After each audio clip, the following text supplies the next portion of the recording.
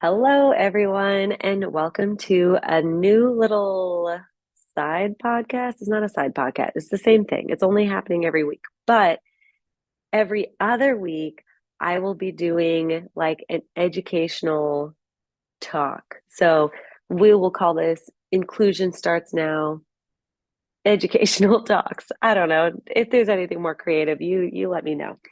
Um, so I want to talk about hand over hand this week, as that was the video this week that just went super viral.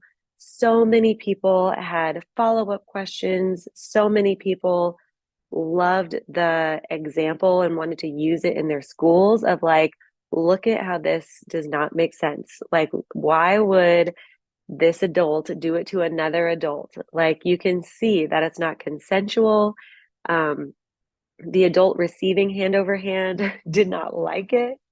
Um, and and then it brought up a lot of follow-up questions of like, well, I have a student that does not like washing their hands. Like, how do I get them to wash their hands? They have to wash their hands. How do we teach a child to take a sip from a cup? Like, we have to do hand over hand because they can't do it.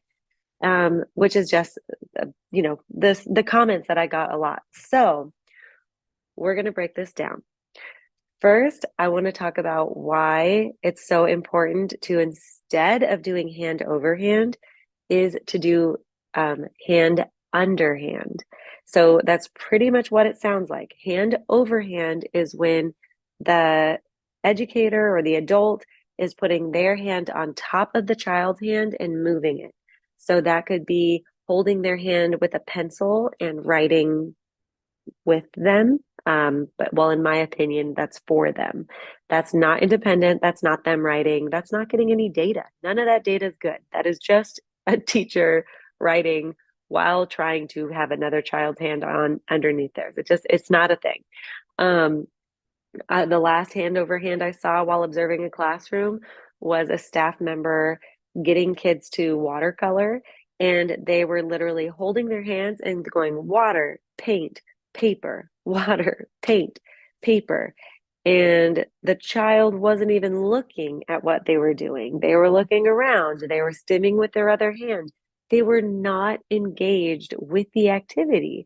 Why would they be engaged in the activity? Someone's doing it for them. So it just does not make sense.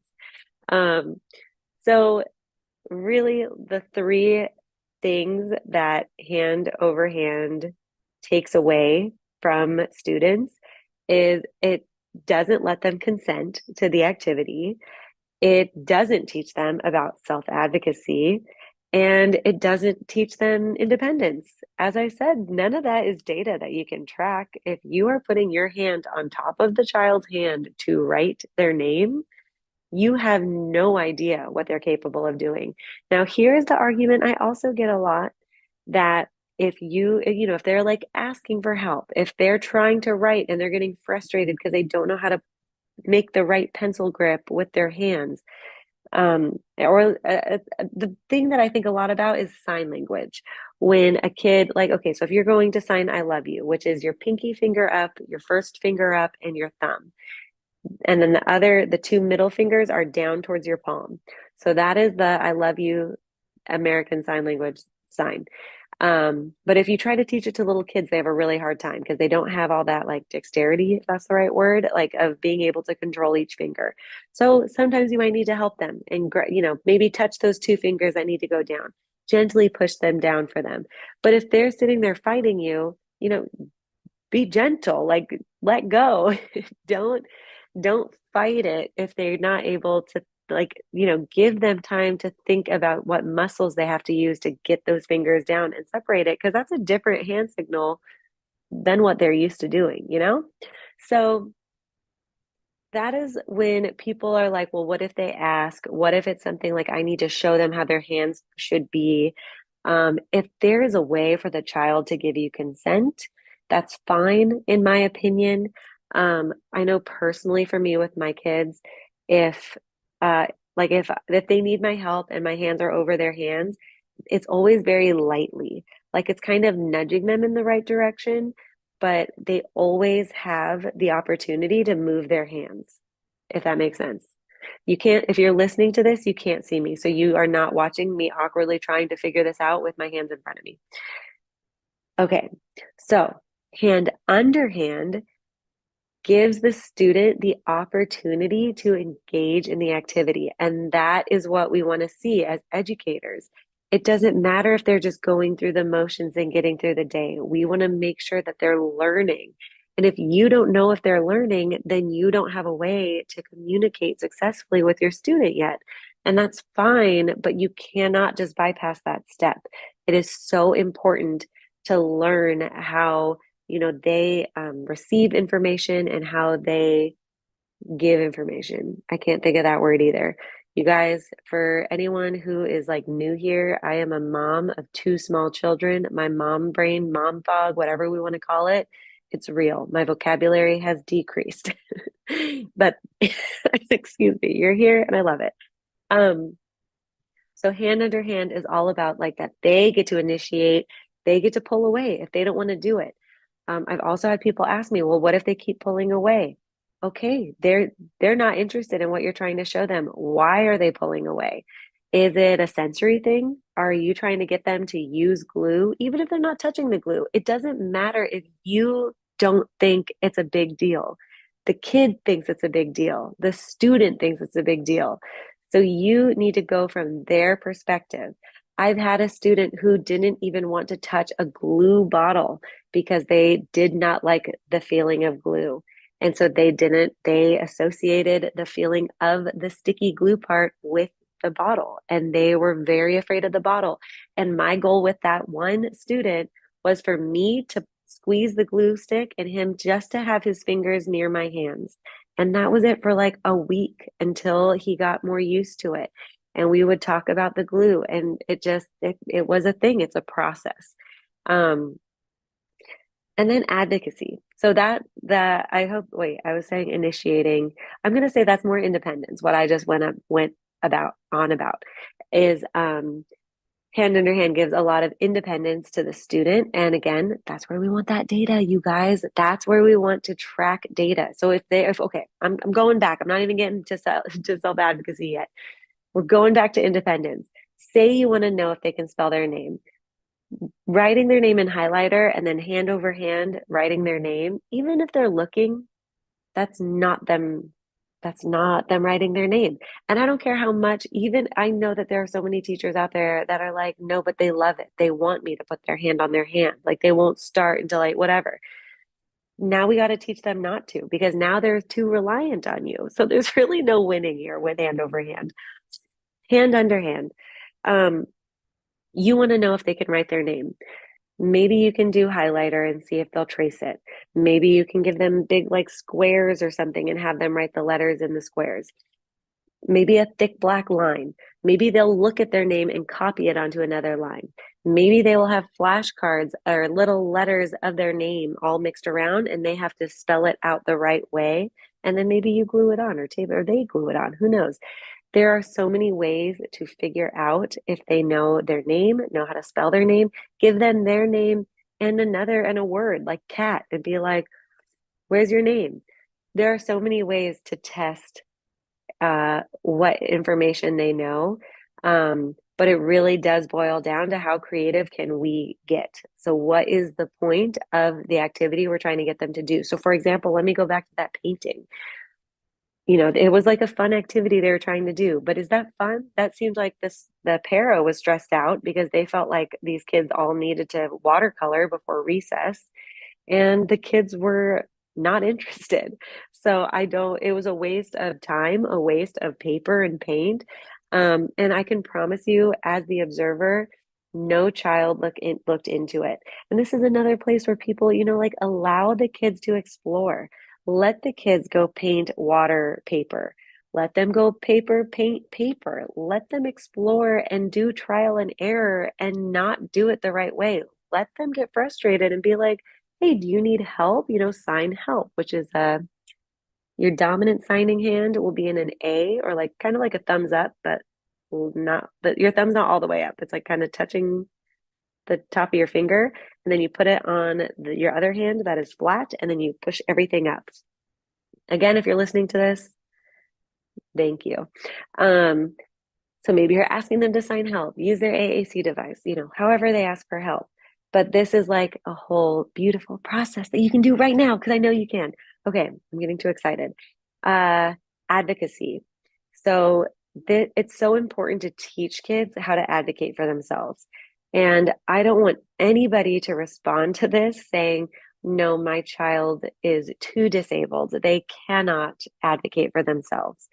If they can't, then we need to find a way for them to. We need to find a way for them to communicate. I have had a student that communicate who had a one-on-one nurse with them who communicated uh, with their heart rate.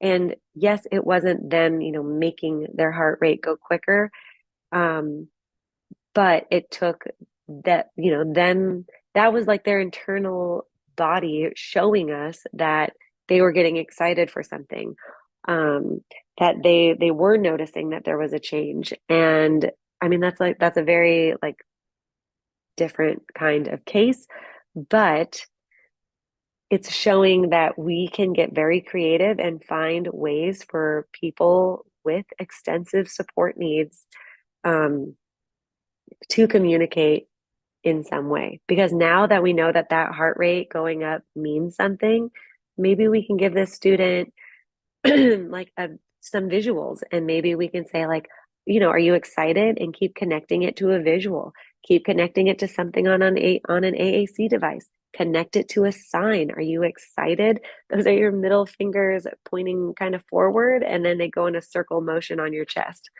Signing on a verbal podcast makes no sense. Why am I doing this? Um, so giving them advocacy. What was I saying? Teaching them how to self-advocate for themselves. That's a process because you, as the teacher, or parent, you need to find those times that they're advocating, and then you need to let them. You can't just be like, no, I'm the parent, I'm just going to do it. Like, nope, you need me, I'm just going to do it. No, if they say no, you have to explain, like, okay, I understand you don't want to wash your hands. It sucks. You have to wash your hands all the time. I get it. I don't like my hands getting wet. I personally do not like washing my hands. But do I wash my hands? Yes. Do I forget sometimes? That's not the point of this podcast. But how can we encourage each other? How can we encourage a student who doesn't like washing their hands to wash their hands? And I'll get to that in a little bit.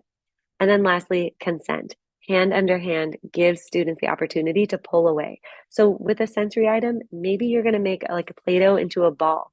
So you can make the Play-Doh into a ball, and they can have their hands on your hands, feeling the motion of your hands moving, maybe the pressure that you have on the ball. Maybe you flatten the ball, and then maybe you go to roll it and they're putting their hands on your fingers while you're doing a new motion. This is like in the deaf blind field, they do a lot of tactile sign language, and that is hand under hand signing. That is the person who's deaf blind has their hands on top of your hands while you sign. And I have signed with people who are deaf blind many of times. It works. They completely understand what you're signing. It is possible. So hand under hand gives so much more opportunity to people that might get dismissed a little too much. Wow, I'm already talking so much. I thought this was going to be like 10 minutes long, but here we are. Okay, so examples and alternatives. I want to talk about the hand washing that I keep saying I'm going to talk about. Now's the time. So someone asked me, they were like, I have some students, they do not like washing their hands. We can only do it if it's hand over hand. Now, this is how I do it with my kids who also don't like washing their hands.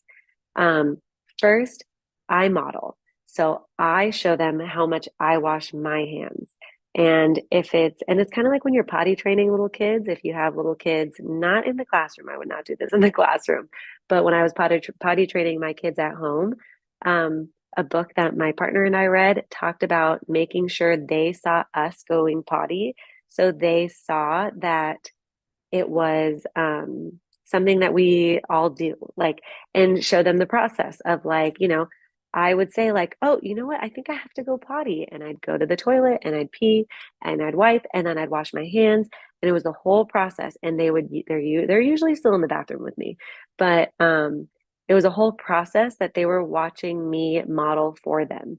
And even if they're not watching me, of course, I still wash my hands, but it's important to like not like, don't not do something because you don't think you're being watched, because there are other subtle ways that they can, maybe they're hearing me turn on the sink.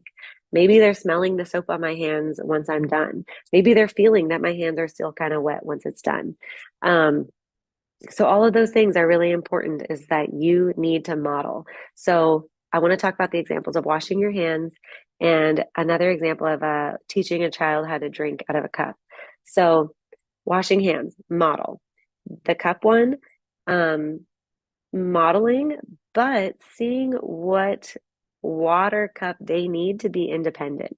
Um, because when this person asked me, my first thought was like, well, how many cups have you tried? Are they just drinking out of a water bottle? Are they drinking out of a water bottle with a straw, with a sippy cup, open mouth lid thing? I don't know how to explain it. Um, what is a water? Because there are so many options these days, and there are so many not spillable options. But it depends on their physical ability to drink out of a cup, and what kind of cups you have. What kind of cups do they use at home? So, modeling, having the proper accommodations. Um, and I love good visual aids. I mean, especially when I was a teacher, I loved having near the sink little picture PEX, picture exchange communication system, or board maker icons. And I usually tried to make sure they were the ones that were also in my students' AAC devices. So they were just like familiar and being seen everywhere, access. I could talk about access forever. Um, but it would be a little strip of like 5 pictures of like, get your hands wet, put soap on your hands, scrub your hands for 20 seconds, rinse your hands, dry your hands. Wow, that was 5. Good job, Kayla. um, so washing your hands. So then it shows the pictures and then you walk them through it. And if you're trying to get them to get their hands wet and they're really against it, how else can we get them more comfortable with water? Is the faucet too much? Is the temperature not? Is it too cold, too hot? Would they rather have a bucket that they can dip their hands in? Is the, pressure coming out of the faucet too much? Are they getting spritzed? Like when they put their hands under the faucet, is it hitting them back in the face and they don't like that? Like there are so many reasons that a child could be not wanting to do something. And if we don't take the time to figure it out, it's just not going to get any better. So all that stuff is good. Directions. So especially with washing hands, I will usually wash my hands when I'm teaching washing hands with kids, that I will put my hands under the water with them. If they don't want to, maybe I'll cup up some water in my hands and bring it to them and then see if we can like kind of do it together. Like they'll put their hands in my hands. Um, and then soap. Maybe I'll take the soap and bring it to them and then they can take it off my hands. And again, it's just a process. And maybe the first time they wash their hands, it's not going to be that good. Hopefully their hands aren't really that dirty, but maybe you're just going to be scrubbing palms like this. I love countdowns, and that is probably going to be my next educational talk. I love, love, love countdowns. I do countdowns for everything. When I'm cleaning my toddler's face off, I do a 5-second countdown. When they don't want to do something, I do a countdown to be like, you know, let's see if we can clean up all these toys in 20 seconds or something or whatever. And that's because they like it. If it gives you too much anxiety, don't do it. Um, what am I talking about? Washing hands. So we do count for washing hands and we try really hard to do 10 seconds. And even if I'm not washing my hands, I will still be modeling it to the side. I'll be like, ooh, 1, 2, 3. Oh yeah, let's get the back. 4, 5. You really have to make the whole process fun to get the child interested in learning. And I know people might say like, we just have to do things sometimes. Like it's just, it's for our health. We just have to do it. We can't make everything fun. Well, you're a Scrooge. So that's all I have to say about that. Make things fun. Life can be fun. Okay, let me look at my notes. How else can we bring the activity to them? How else can we bring the activity to them? So, sensory things, painting. Maybe you're trying to do finger painting, but there's some kids who just don't want to finger paint. Can you give them a big paintbrush, like a thick one, so they know it's not going to touch them? And do they want to wear a glove so they can be a part of it? Is there an art activity that's adjacent to painting? Do they have to paint? Like, could they use crayons? Could they use something else that's not going to get on their fingers so they can enjoy the activity? Because these, like, are they in painting 101 or are they trying to draw a picture of the cow of the book that they're reading or whatever? So, bringing the activity to them to where they are at is very important. Woo, man. Okay. I just talked so much. I'm pretty sure it has been about 20 minutes, and I really wanted to make these educational talks short and sweet and to the point. So you just leave it. I mean, you listen to it and take all the information you need. So inclusion starts now. What I'm doing now, though, to end every podcast episode, which I'm very excited about, is I have this new Mystic Cats tarot card reading. And, how long is this going to last? I don't know. But I just started it and I'm doing it. So, do I totally believe in this stuff? You know, it's fun. This is all that stuff about making life fun. And it is fun. Am I doing it right? I don't know. Maybe not. If you know about tarot reading, let me know. But they're cats and it's simple and it's cute. And who doesn't want something fun to believe in every once in a while? I did already one right when I got it, and I asked about like how my job was going to be for the rest of the year. And it was such a positive card. And it said something about like being creative or just like getting all this spark back. And I do really feel that. So let's see. I always want it to be kind of about the topic that we talked about. So we were talking about hand over hand. Oh my gosh, I'm so sorry. I would say I'd edit that out, but I'm probably not going to edit these videos at all because I really don't like listening to myself talk by myself. Okay, what is a question that I can ask about? Let's ask something about independence. Um, oh man, this is okay. This is hard. I'm really not thinking of anything good because it's supposed to be like a generic like question, just like an open-ended question. Um, what? Oh, I don't know what will come out of these inclusion starts now educational talks podcast episodes. Will will anything good come out? Ooh, okay. I got Queen of Cups, but it was upside down, which is a thing that I have to remember. Thank you so much for being here and still listening to this. How fun. Queen of Cups. Here we go. So it was reversed. Oh, so fun. Insecurity and neediness. The queen's emotions flow out of her like a river. This cat isn't scared of water. Oh, great. Does that mean I'm going to cry because these episodes are going to have so much backlash? Should I not post this episode? Oh my God. Okay. You have confidence in your emotions and boundaries. Your calm energy and immense empathy draws people in, and you can support others without being overwhelmed. Kindness pours out of your heart. Okay, so maybe I'm going to just take it as that I was asking that question out of feeling insecure and a little needy. And I can 100% say that imposter syndrome is totally real. I talk about it with, I feel like so many of you, and it's real. But I don't know, anyone who doesn't have imposter syndrome, I just think is narcissistic. And I mean that in the most supporting way. Um, but I am pretty confident with my emotions and now boundaries, all thanks to this book called Set Boundaries, Find Peace by Nedra. I forgot her last name, but it's a great, great book. And if anybody is looking to make better boundaries at work, in your relationships, with your family, with your life, with social media, that's the book to read. There's some cheesy examples, but still phenomenal book. Okay, well, Queen of Cups, that's my card. Cute little kitty cat. Oh, again, if you're listening to this, you don't get to see it at all. It's a cute cat. Go listen to this entire podcast again on YouTube or Spotify, I think does my videos now. Anyways, thank you for being here. Inclusion starts with you, and I just want to help. Have a good day. Bye.